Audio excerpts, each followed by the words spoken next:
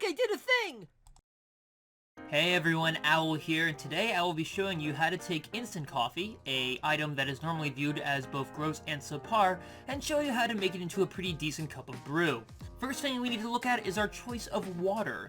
Normally, it's pretty easy to just use regular old tap water, but someone told me that if you use distilled water, it actually makes your coffee taste better. I am using just regular old Poland Spring distilled water. You can get this at any regular old grocery store. I got this one at the one where I'm forced to complete my servitude. And then you just pour in a regular coffee cup's amount of water. I don't know how much in milligrams or grams, it's just enough till your cup is full as you need it to be. And then of course the next step is we have to heat up our water. Because I'm American, I will be using a microwave. I know that in England you should traditionally boil your water for your coffee and tea consumption, but let's be honest, I'm too lazy to do that.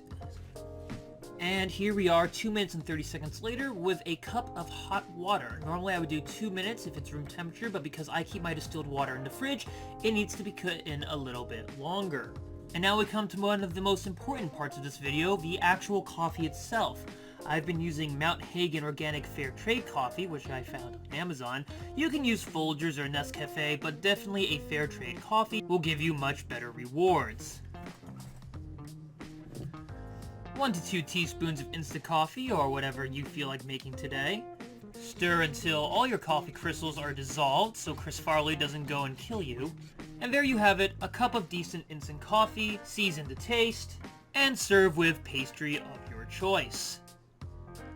Thank you very much for watching, and have a good one.